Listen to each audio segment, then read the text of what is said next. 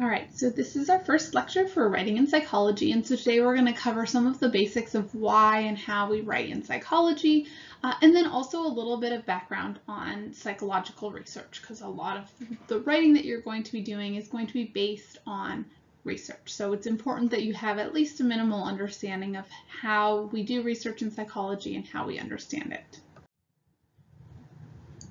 So in terms of why we write in psychology, we shouldn't be doing research to find something to say in our writing. That's kind of backwards. So we want to start by having something to say. So we want to think about what you would like to be able to say, what do you want to be able to say about it, and why does this interest you? You might start by finding something in the popular press or a previous class that interests you, and then pursue it through academic research.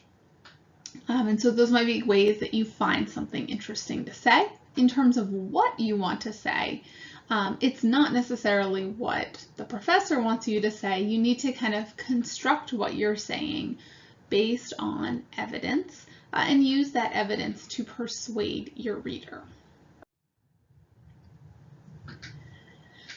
Another reason that we might write in psychology is to learn. So writing can be kind of transformational rather than just regurgitating what you read. So this quote, I think, does a nice job explaining part of the reason why we write in psychology. We're learning to write, but we're also writing to learn. So we can kind of transform our knowledge by both persuading the audience and persuading yourself. And so it's an important thing to remember, and we'll come back to this point. If you just tell your audience exactly what you read, first of all, you risk plagiarism and you don't add anything new. Instead, you want to use persuasion to convince yourself and your audience of a point, which we'll call your thesis. And this is what really leads to new understanding. Another reason why we write in psychology is to speak to an audience. And different audiences really require different types of writing. So there are different writing conventions. We'll cover several of these in the class. We'll focus mostly on the first one, a literature review or research synthesis. And so here we'll be kind of critiquing articles or positions and using them to make our own argument. But towards the end of the semester, we'll also talk about how to write an experimental research report where we investigate an issue or a research question and we use empirical data to support our findings. Essays or writing can also be used to lay out kind of a theoretical position. So we might combine two ideas from the previous literature to make our own point. Now, it's important to remember throughout this class and throughout your time in school that writing is a process. Very rarely are you done on the very first draft. I don't expect perfection on the first draft. It is all about revision, not about perfection. So the goal of this course is to help you become a better writer through deliberate practice. What I really hope to do is create a growth mindset where basically you understand that your ability to write is not fixed. It can change if you put in effort. And so you might not be a strong writer now, but my goal by the end of the class is to make you stronger. So we'll do a lot of this deliberate practice. It's not going to happen overnight, but the more practice we do, the better writing you will produce.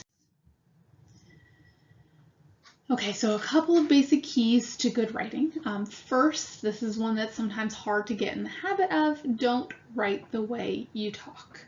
So we have to kind of learn different rules or guidelines when we're writing, and they may be different than the conventions we've learned when we're speaking. We also want to organize around a theme or basic argument. So we're going to focus a lot on that in this class. It's going to be very important that you have a thesis and are using the evidence you've found to support a thesis. So that ties in with that third point as well. We're going to focus on, getting good grammar and careful word selection. These are basic keys to good writing. And writing takes time. And it takes rewriting. So it's going to be very important that you schedule time to allow the writing process. It doesn't necessarily come naturally on the first try.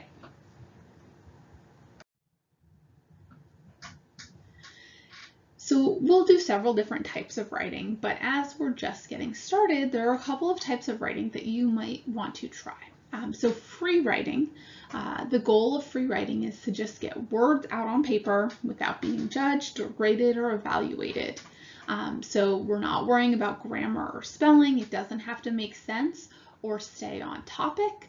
But normally the idea is simply to write for 10 minutes or 5 minutes or longer and not stop. So you go quickly without rushing. You don't stop to look back or cross something out or wonder how to spell something. You just keep writing. And so what free writing does is let you focus on what you're saying, not how you say it. So we'll do a couple of free writing exercises in this class, but this is a great opportunity to just kind of either get your preliminary ideas out on paper or to try to, if you've been thinking a lot about your paper and you're struggling to come up with the key points or the take-home points, sometimes this kind of free writing, just writing down everything you know or you can think of, can really help with this process. Process writing is another type of writing, and you'll do this particularly in your reflection paper at the end of the class. But process writing is thinking about the writing process. So thinking about your writing and writing down these thoughts. And so sometimes this can help you understand the mental processes and what works for you when you're writing. So this is essentially, if you've heard the term metacognition, thinking about thinking, this is meta writing, thinking about writing. Or writing about writing. And so process writing is about kind of telling what happened when you wrote or while you were writing. So this is an example of process writing from PhD Comics. So the advisor is saying, so writing isn't going well. And she said, it depends what you mean by writing. Am I typing lots of words? No. Am I thinking a lot about writing? Yes. And she says, if you consider not writing part of writing, then technically I'm writing a lot. So that thinking component is very important, and sometimes just thinking about the process of writing can help us figure out what works for us and what doesn't. So throughout these lectures, I'll have times when I have these kind of try it yourself slides, and I really encourage you as you're going through the lectures to pause the video, stop the slideshow, and do the tasks. This is kind of ungraded practice for yourself. Although if you have questions, I'm certainly happy to give you feedback on these, but these are really an opportunity for you to practice the skills we're talking about. So the first thing I'd like you to do is do a free write. Set a timer for yourself for 10 minutes and write about a time that writing went particularly well or a time that writing went particularly badly, but we're doing it in a free write style. So you're not going back, you're not correcting yourself, just first thing that comes to mind. If you're kind of scattered and have ideas all over the place, the goal is to spend those entire 10 minutes writing.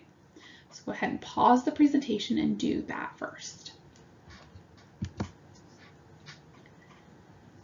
The second type of writing we just talked about was process writing. And so for the process write, what I'd like you to do is write about what happened during your free write. Okay, so this is not officially a free write, this is a process write because I want you to think about how that free write went. How did you spend those 10 minutes? Did it feel effective? Did it feel like a waste of time? Did you feel like you kind of got some clarity in your thoughts? So reflect on that writing process.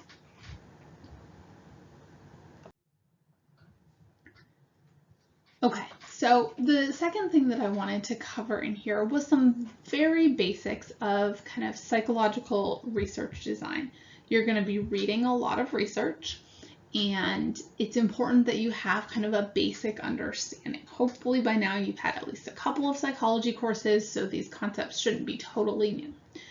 But a couple of basic definitions. So the first is a variable. So a variable is anything that can be recorded or tallied, typically what we're studying. In psychology, normally what we're interested in is variables that are called constructs. Okay, so constructs are something that we're studying that we're interested in. It's a phenomenon that we think is real, but we cannot directly touch or feel it. So most of the things we're studying in psychology are not things we can touch or see or feel or directly measure it. Things like happiness, jealousy, self-esteem, right? We've all experienced these things, but there's no clear way to directly measure it. But we try. And the way we try is through what's called operational definitions.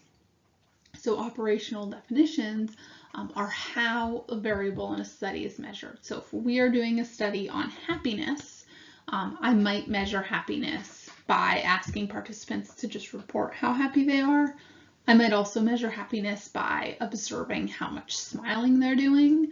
I might measure it by measuring their heart rate. There's lots of different ways to measure happiness, lots of different operational definitions, but the goal here is to attempt to get at a way to measure these hypothetical constructs that we are studying. So when you're looking at a study, I just want you to kind of be aware of, okay, what is the construct? What's that idea that they are studying? And how do they operationally define it? How do they actually measure it? A couple more definitions when we're thinking about research studies. We are almost always doing a study to try to make a statement about a general group of people. Okay, so we might want to make a statement about all college students or all toddlers. But when we're actually doing the study, we are not able to assess every single student who's currently in college or every single toddler. And so instead, we use a sample. So we take a smaller group of participants who we hope will be representative of the population, and we select that subgroup to actually participate in our study.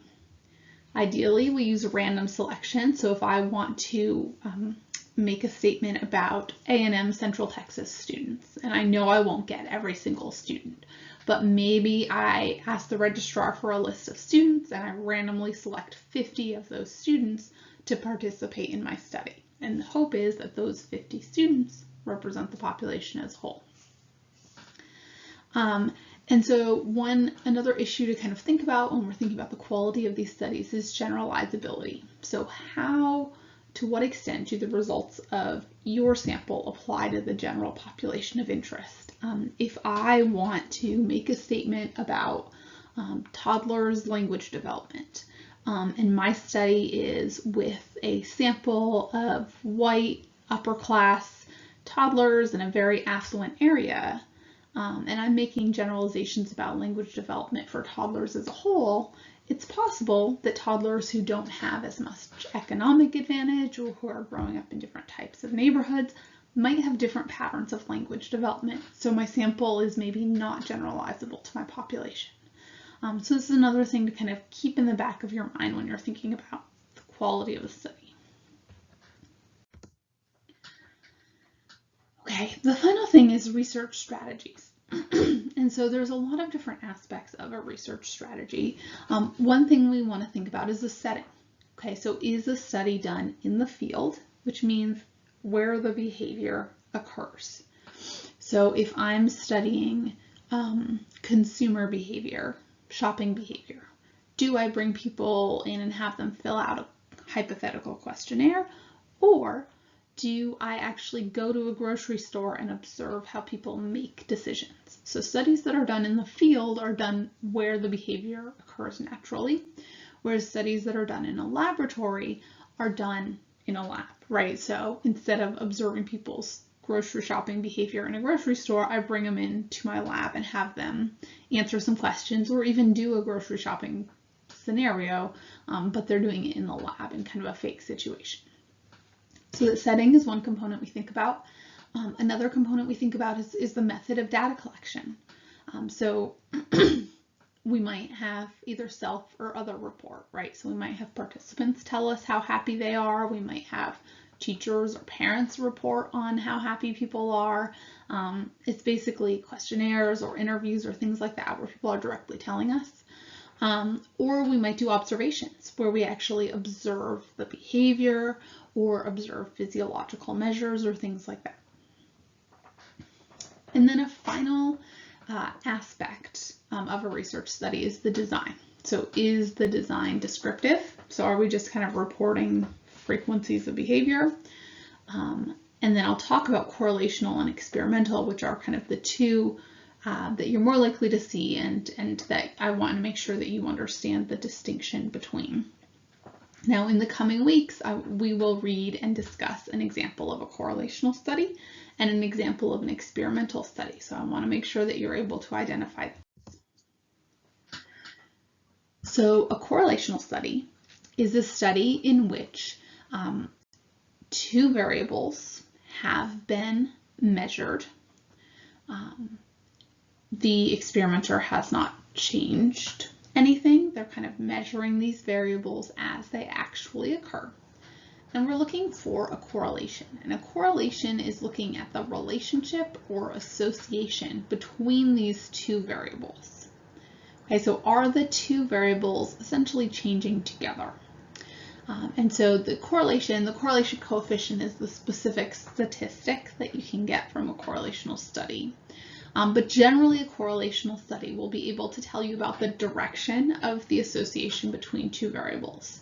As one variable goes up, does the other one also increase, or does the other one decrease?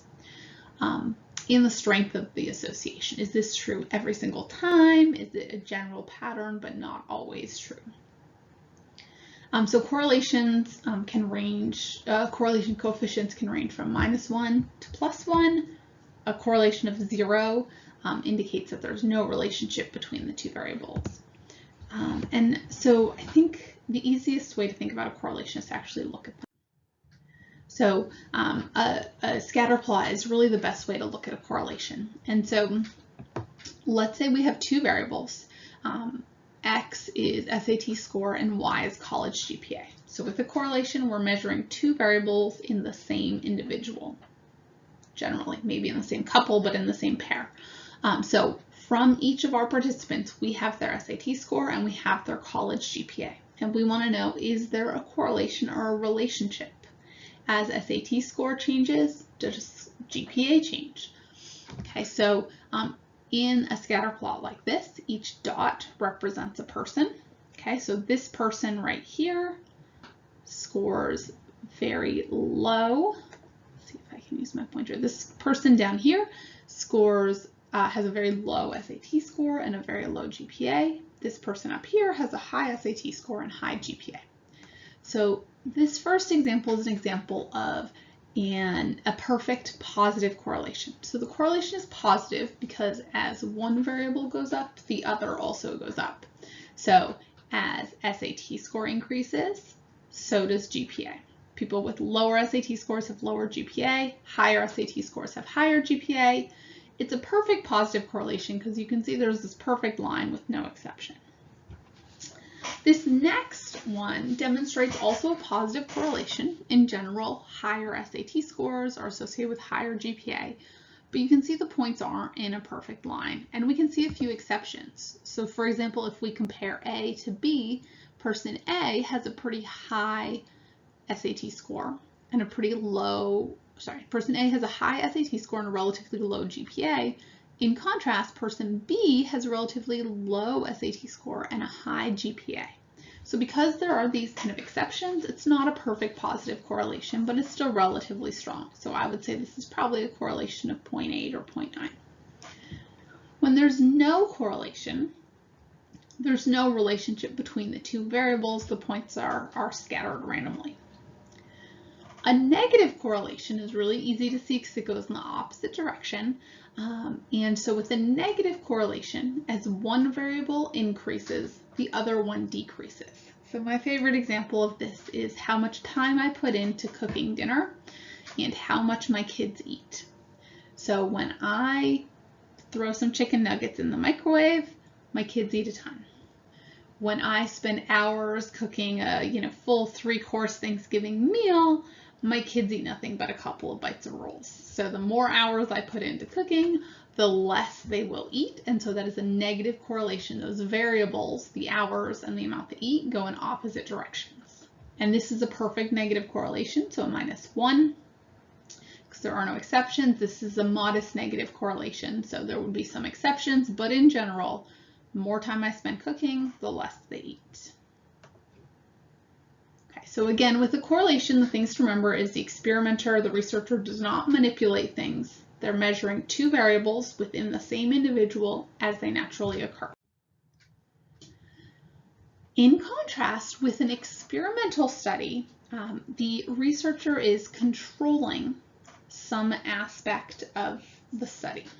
And an experiment is really the only kind of design that allows us to identify a causal relationship, because what happens is the experimenter is controlling or manipulating at least one variable and testing how it affects the other variables while keeping everything else constant.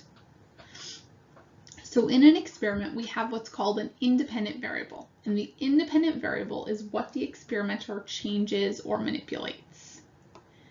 And then we have a dependent variable, which is the outcome. The dependent variable depends on the independent variable. And so what we might do is maybe I want to know whether sugar consumption affects test scores. Okay, so I'm going to manipulate how much sugar people eat, and then I'm going to test whether test scores change. So the independent variable would be sugar, and the dependent variable would be test score. So the way I'm going to manipulate sugar is by creating different conditions. I'm going to have a control condition, which is kind of, the control condition is normally kind of the normal state of affairs. So control condition, which is no sugar, and an experimental condition where I'm going to have people eat a bunch of candy before they take my test.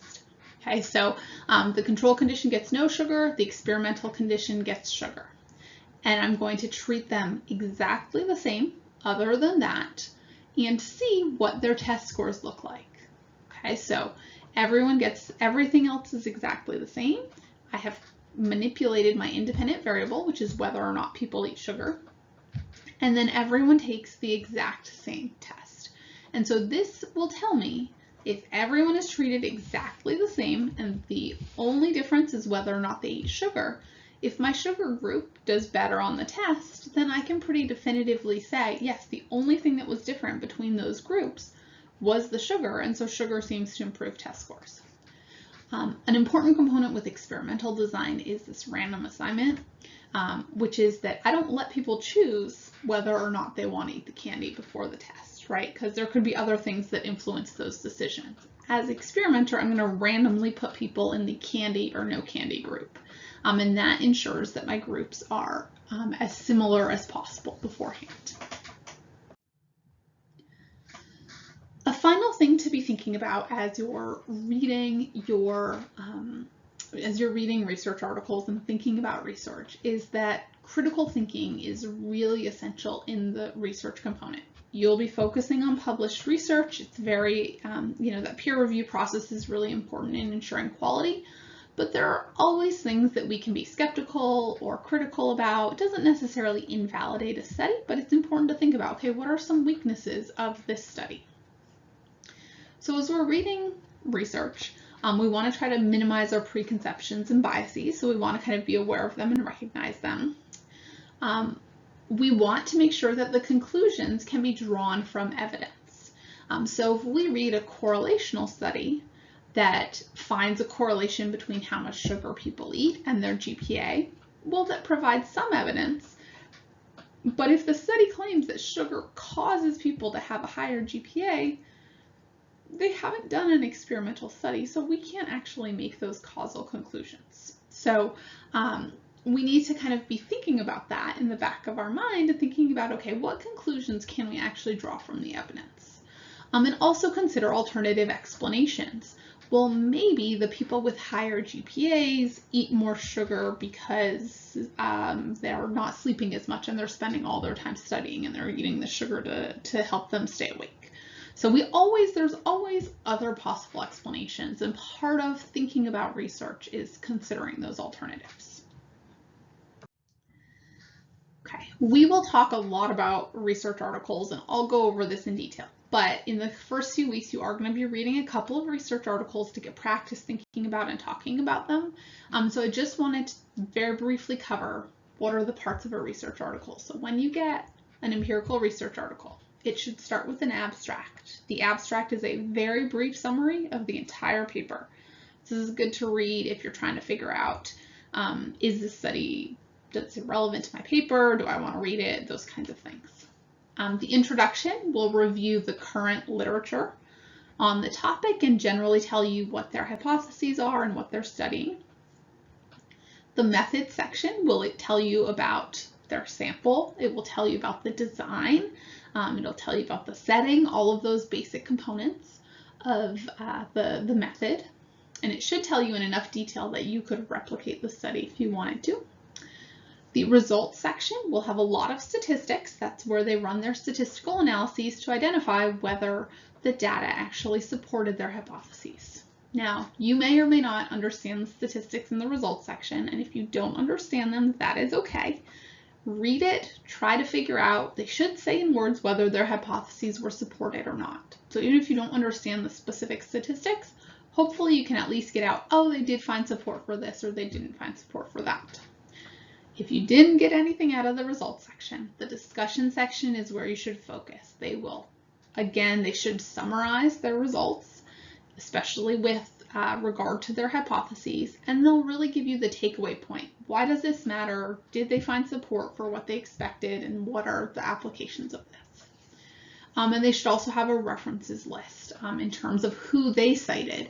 And especially as you're looking for your own articles, this is a really good place to find other research articles.